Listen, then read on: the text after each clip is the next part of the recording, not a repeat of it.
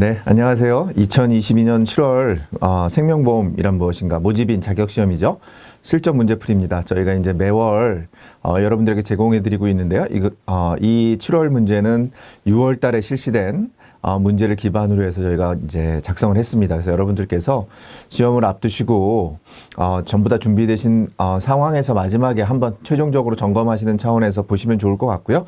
시간이 좀 부족하신 분들은 제가 여기서 설명하는 부분들을 잘 보시고 그거와 앞뒤로 좀 연관된 내용들을 좀 보신다 그러면 합격하시는 데 도움이 될 거다. 이런 좀 말씀드리면서 바로 문제풀이 좀 들어가 보려고 하는데요.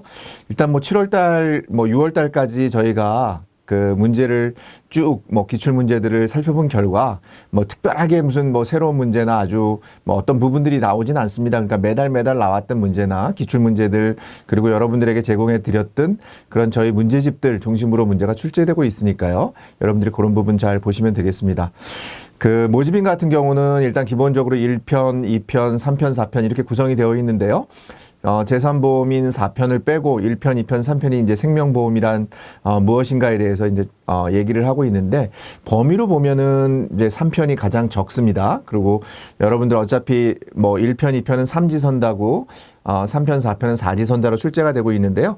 범위가 적은 부분이 일단 저는 학습하기에 용이하신 것 같습니다. 그래서 3편을 기반으로 해서 공부를 하시고 1편 보험 이론 및 윤리, 그 다음에 보험 법규에 관련해서는 여러분들이 아무래도 나왔던 문제들 중심으로 계속 나오고 있고 기본적으로 용어나 약간 숫자들을 바꿔가지고 내는 문제들이 좀 있어요. 그러니까 어떻게 보면 좀 어렵게도 느껴지겠지만 여러분들이 그런 생각을 하시고 보신다 그러면 좀 문제 푸시는 데 도움이 될 것 같습니다.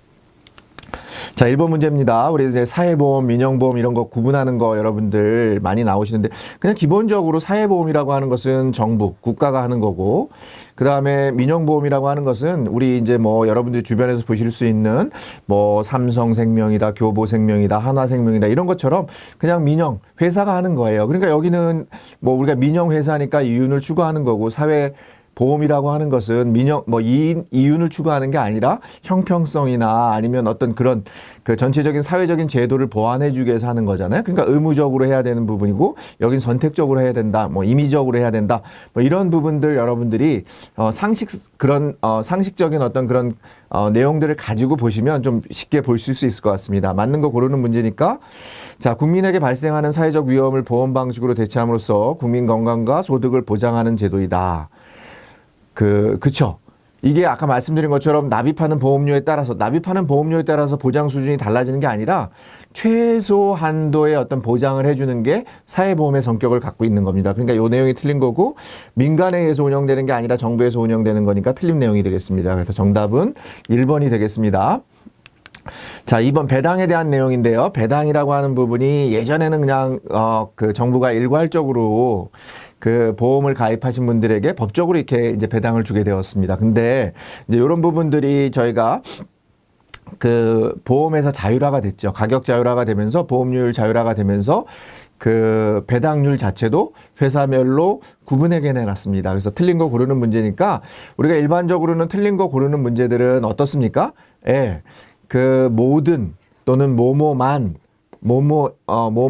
뭐뭐에게만 이런 식으로 어떤 모든 이런 내용이 들어가면 틀린 지문 가능성이 높습니다. 그래서 의심을 하셔야 돼요. 일단 보시면서 내용을 모르셔더라도. 그래서 자, 틀린 내용 고르는 거니까 모든 생명보험회사의 배당률은 동일한 게 아니라 말씀드린 대로 가격 자율화가 되면서 회사마다 다르게 결정을 하고 있습니다. 그래서 정답은 3번이 되겠습니다.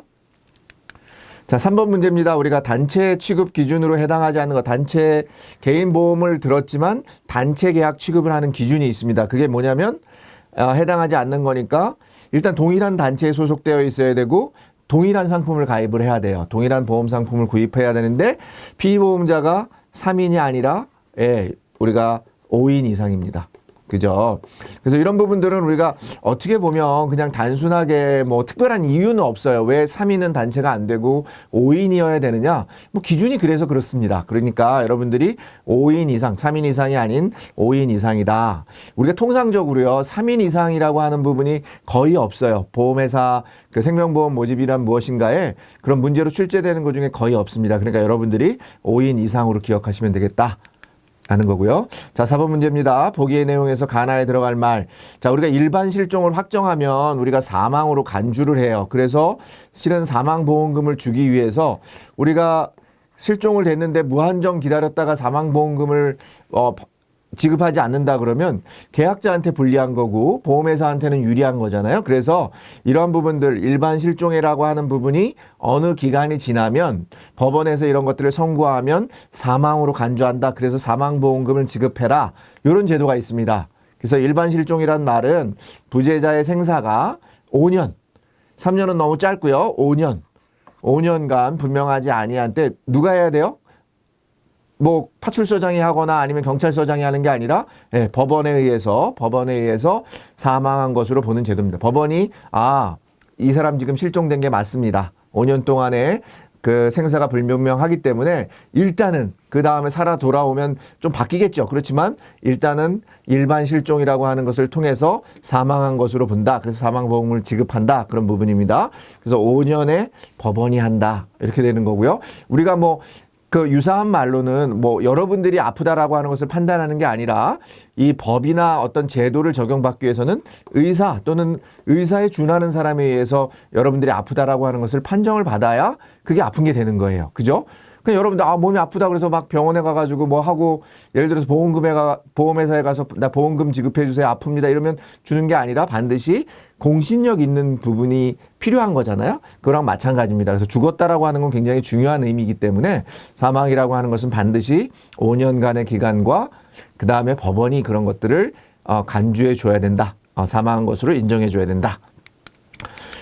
자, 우리 다음 보기의 내용에서 알맞은 겁니다. 우리 납입 최고라고 하는 거는 우리가 여러분들이 보험료를 못 내면 바로 보험회사가 보험료 못 냈으니까 여러분들한테 보험을 해지하겠습니다. 이게 아니라 여러분들한테 보험료를 내주십사 하는 기간을 주어지는 것을 우리가 납입 최고 기간이라고 합니다. 그래서 납입 최고 기간은 통상 14일 동안 주어지고요. 14일 동안에 여러분들이 만약에 기간 내 못 내시면 이 만료되는 날, 납입 최고 기간이 끝나는 다음 날, 그날이 아니라 다음 날에 해지되는 거예요. 그래서 해지되니까 당연히 해지 환급금을 지급하게 돼 있습니다. 그죠? 기납입보험료가 아니라 해지했는데 보험회사 입장에서 보면 그때까지도 유지할 때 들어간 비용이 있는데 기납입보험료를 다 주면 누가 손해봅니까?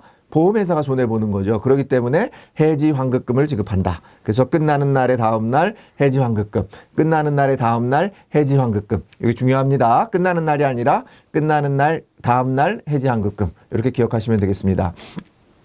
자, 소멸시효 기간은 크게 보면 2년하고 3년인데요.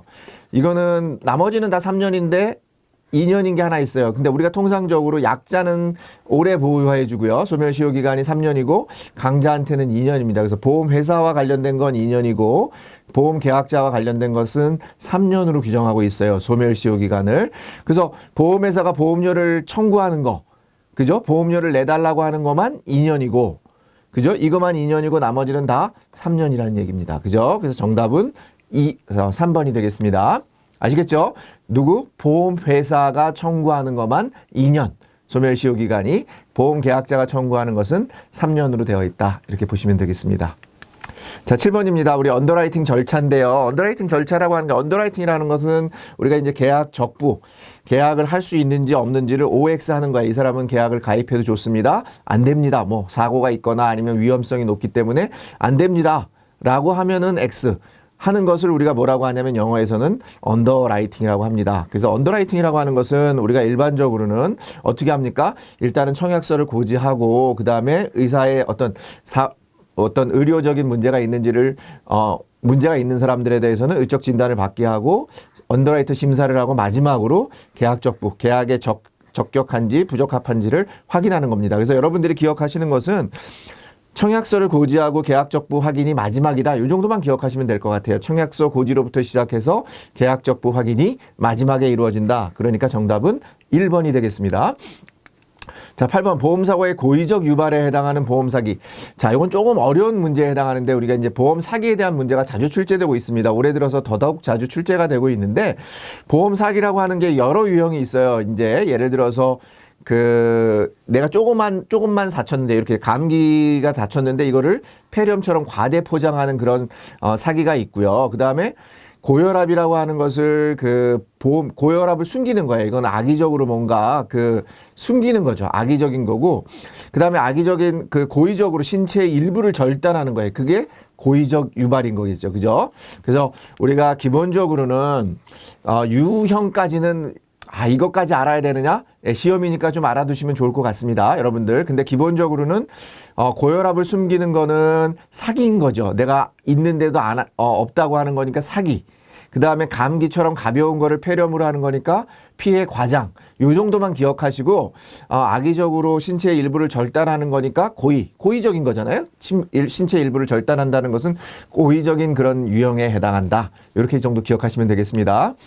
자, 보험 사기의 특성에 대한 내용으로 옳은 것은, 자, 보험 사기라고 하는 것은 당연히 피해자와 보험회사에만 영향되는 게 아니라 이게 쭉 영향이 돼서 사회적으로 해서 전적인 그런 공보험의 어떤 그런 문제, 그런 질서를 해트릴 수 있으니까 여기에만 한정된다라고 볼 수가 없습니다. 그 다음에 보험료로 당연히 보험료 인상으로 당연히 이어지죠. 이어지지 않는 게 아니고요. 사고 발생 후 상당 기간 경과 후 보험금을 청구하기 때문에 입증이 곤란하다. 그래서 사기를 많이 칩니다. 그죠? 우리가 보험료는 조금 내고 보험금은 이만큼 받아요. 우리가 이것을 사행계약성이라고 하잖아요. 그죠? 내가 낸 돈이 이런 복권 같은 거예요. 쉽게 얘기하면 내가 보험료 조금 내는데 나중에 보험금을 많이 받기 때문에 이거를 악용해서 일으키는 사고가 많이 발생을 해요. 그리고 특히나 기간이 길기 때문에 입증에 곤란함이 있습니다. 그래서 보험 사기는 이 검증해내기가 또 어려운 그런 특징을 가지고 있습니다. 그래서 여러분들 그런 것도 같이 기억하시면서 보시면 되겠습니다. 자, 다음 중 우리 1편의 마지막 문제인데요. 다음 중 생명보험사회공헌재단의 자살예방사업. 자, 우리가 자살예방사업 같은 경우에 이제 생명보험협회, 생명보험사회공헌위원회라고 하는 생명보험협회, 생명보험 회사들이 뭐 주관이 돼서 하는 게 있고 하나가, 그 다음에 두 번째는 이제 한국생명존중희망재단. 옛날에는 이게 이제 그 중앙자살예방센터였는데요.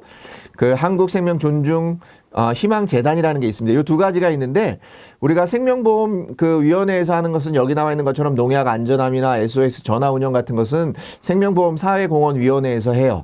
근데 게이트키퍼 양성이라든지 어떤 그 보험 자살 예방 프로그램을 운영하는 것은 프로그램이나 여기서 게이트키퍼나 이런 것들을 양성하는 것은 어디서 하냐면은 한국생명존중 희망재단에서 합니다. 그래서 여기서 해당하지 않는 거니까 게이트키퍼 양성이 되겠습니다. 자, 1편 문제 같이 살펴봤는데요. 10문제고 그렇게 어렵진 않아요. 그죠? 말씀드린 것처럼 기본적인 어떤 보험 윤리나 사기에 관한 문제들이 많이 나오고 있고 언더라이팅에 관한 문제들이나 아니면은 기본적인 어떤 그 사회 보험이나 민영보험의 어떤 구분을 하는 문제들, 그 다음에 또는 역사에 관한 문제들, 생명보험 역사에 관한 문제들도 간단히 출제되는 경우가 있으니까 그런 부분들 여러분들 잘 살펴보시면 되겠습니다. 자, 이상으로 1편 강의를 마치도록 하겠습니다.